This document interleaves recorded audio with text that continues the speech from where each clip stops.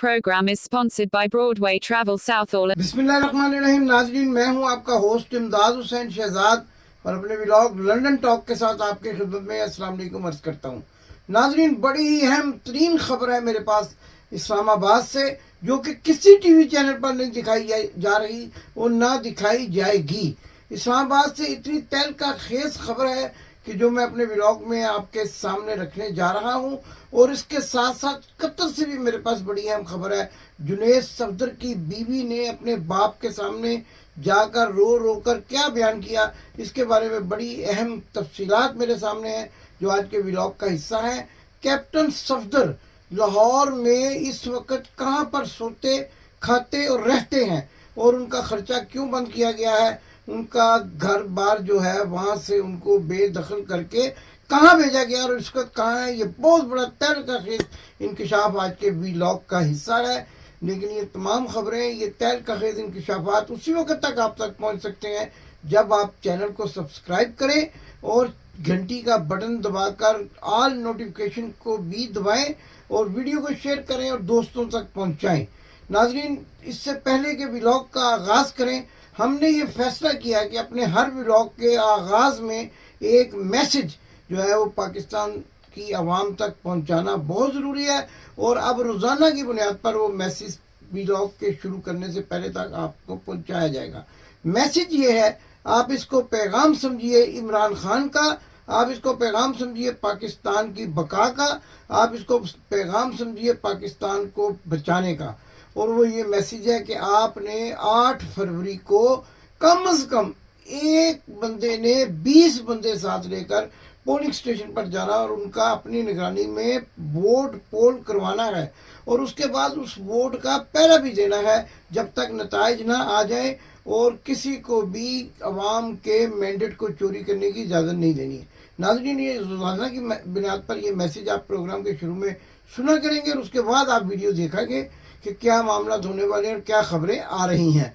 मेरी दूसरे एंकर हज़रात से भी गुजारिश है कि उस मैसेज को अपने प्रोग्रामों का हिस्सा बनाएं ताकि पाकिस्तान की आवाज़, इमरान खान की आवाज़ दूसरों तक पहुंचाई जा सके।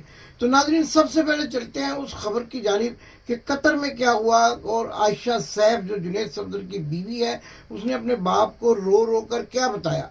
उसने यह अपने बाप को ये कहा कि जुनैद सफदर जो है वो उसके साथ इंतहाई बेईमाना सलूक करता था और इसके साथ साथ ऐसे ऐसे शौक का इजहार करता था जो मेरे बस की बात नहीं थी। मुकम्मल कहानी, मुकम्मल आयशा सैफ की ज़बानी कल या परसों के प्रोग्राम में, कल असल में मंडे को या ट्यूसडे को मैं आपको अपने प्रोग्राम में आयशा सैफ की ज़बानी ये सारी कहानी जो उसने अपने बाप को रो रो कर सुनाई और जुनैद सफदर की किन आदात के बारे में बताया, वो मैं आपके सामने गोश्तगुजार करूँगा। मेरे प्रोग्राम से जुड़े रहिए।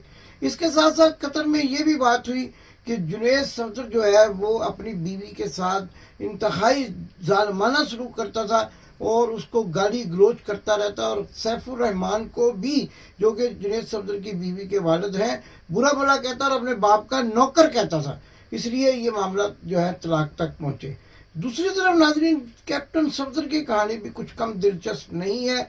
और कैप्टन सफदर को आपने किसी जलसे में, किसी जलसी में, किसी कॉर्नर मीटिंग में कहीं भी नहीं देखा होगा। बात असल में ये है कि कैप्टन सफदर को उनका खर्चा बंद करके घर से निकाल दिया गया है, और हमारे इंतहाई मुशद्ददा ज़राए ने बताया है कि उनका डेरा आजकल लाहौर में हज़रत दाता अली हजवेरी रहमतुल्लाह अलैह के मज़ार पर है। वहीं पे लंगर खाते हैं, लोगों से मुलाकातें करते हैं, और आजकल पीरी फकीरी का सिलसिला भी जारी किया हुआ है, क्योंकि उनका ये कहना है कि उनके अबाओ-ए-अजदाद जो है वो औलिया अल्लाह हैं और वो औलिया अल्लाह की औलाद हैं। तो आजकल कैप्टन सफदर जो हैं वो दाता दरबार लाहौर पर मौजूद है। अगर किसी को शक है तो उनको ढूंढ कर वहाँ मिल सकता है। और कहने वाले तो ये कहते हैं कि ये सारा मामला जो मरियम नवाज के इर्द गिर्द जाल बुनने वाला है, आजकल दानियाल अजीज़ और एहसन इकबाल के हाथ में आ चुका है, और मलक साहब को वहाँ से इस तरह निकाला जा चुका है जैसे मक्खन में से बाल।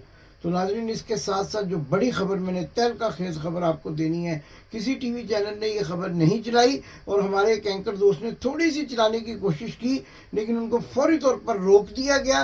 और वो खबर ये है कि इस्लामाबाद के एक इंतहाई पोश इलाके में F7 में ایک غیر قانونی سفارت خانہ پکڑا گیا, امبیسی پکڑی گئی. وہاں کیا ہو رہا تھا, پوسٹر چھپ رہے تھے اور وہ پوسٹر جو ہے پاکستان کے مختلف شہروں کی دیواروں پر چسپاں کیے جانے تھے. اور یہ بھی کہا جا رہا ہے کہ سارے کھیل کے پیچھے پاکستان کی آئندہ اقتدار میں آنے کی خواہش مند ایک بڑی سیاسی جماعت تھی, اور ان کا وہ لیڈر جو لنڈن میں اس امبیسی کے لوگوں سے ملاقاتیں کرتا رہا, یعنی کہ اسرائیلی امبیسی کے لوگوں سے, بیگم کلثوم نواز کی بیماری کے دوران جو ہم نے خبر بریک کی تھی, اس کی ایک خفیہ جو امبیسی ہے جس کا کوئی قانونی وجود نہیں تھا, وہ F7 میں پکڑی گئی ہے. بڑی خبر میں نے آپ کو دی ہے, 20 لوگ پکڑے گئے, پرنٹنگ مشینیں پکڑی گئی, اور وہاں پر جو کچھ ہو رہا تھا اس کی تفصیلات بھی آنے والے دنوں میں آپ تک رکھوں گا کہ کیا کیا وہاں تیاریاں کی جا رہی تھی. اور یہاں تک بھی کہا گیا ہے کہ ان سے وعدہ کیا گیا تھا کہ ہماری حکومت آتے ہی ہم آپ کو تسلیم کریں گے, آپ اپنا اسٹیشنری کا معاملہ اور دوسرے تیسرے معاملے آپ اپنے تیار رکھیں, ابتدائی کام کو تیار رکھیں. جیسے ہی ہماری حکومت آئے گی ہم آپ کو ریکگنائز کریں گے اور آپ کو دوبارہ سے محنت کرنے کی ضرورت نہیں پڑے گی. اس خبر کو یکسر دبا دیا گیا, پاکستان کے کسی ٹی وی چینل پر چلانے کی اجازت نہیں لی گئی. جن اداروں نے یہ ایجنسی پکڑی ہے, جناح سپر مارکیٹ کا علاقہ ہے, پاک سعودی ٹاور کے بیک کا علاقہ ہے F7 کا, اور وہاں کی ایک کوٹھی سے یہ جو ہے امبیسی پکڑی گئی ہے, جس میں بے شمار لوگ پکڑے گئے ہیں. اور اس میں یہ بات بھی قابل ذکر ہے کہ اس امبیسی کی سیکورٹی جو ہے SMS نامی ایک سیکورٹی ایجنسی سر انجام دے رہی تھی, اور ان کے سیکورٹی گارڈ اس وقت بھی وہاں موجود تھے جب اس نام نہاد جعلی امبیسی پر چھاپا مارا گیا. تو یہ ایک بڑی خبر میں نے آپ کو اسلام آباد سے دی جو کسی ٹی وی چینل پہ نہیں آنے دی گئی. اور ایک اینکر جو ہمارے دوست ہیں اور جن کا نام متین اور طارق بھی کہا جاتا ہے, انہوں نے جب اس بات پر تحقیقات کرنے کی کوشش کی تو ان کی زبان بھی روک دی گئی, اور سختی سے کہا گیا کہ کوئی بھی اس جو خبر ہے اس کو آگے لے کر نہیں چلے گا, کیونکہ اس خبر کا سرہم تعلق جو ہے وہ اس وقت فلسطین اور اسرائیل کے مابین جو اس وقت لڑائی چل رہی ہے اس کے ساتھ ہے. لہٰذا اس خبر کا بلیک آؤٹ کیا گیا اور یہ کہا گیا کہ یہ خبر کوئی بھی نشر نہیں کرے گا. لیکن ہمارے ذرائع نے جب یہ خبر ہم تک پہنچائی تو ہم نے یہ بالکل صحافتی اصولوں کے عین مطابق اس خبر کو آگے چلانے کا فیصلہ کیا. ناظرین, خبر سے یاد آیا کہ کاشف عباسی کے بارے میں بھی بتاتا چلا جاؤں کہ وہ کہاں ہیں, وہ کب آئیں گے, اور کیا وہ اب ٹی وی چینل جوائن کریں گے یا نہیں. کاشف عباسی اس وقت لنڈن میں موجود ہے جہاں ان کا فلیٹ ہے, اور وہ ان قریب پاکستان آئیں گے, بقول ان کے اب وہ شاید صحافت نہ کریں. اس کے ساتھ ساتھ چودھری غلام حسین سینئر جرنلسٹ جو ہیں ان کے بارے میں کہا جاتا ہے کہ وہ بھی بیرون ملک ہیں اور ان کو بھی دھمکیاں دی گئی اور وہ پاکستان چھوڑ کر چلے گئے. پاکستان آنے والے دنوں میں عمران خان کی قیادت میں ایک خوشحال ملک بننے جا رہا ہے.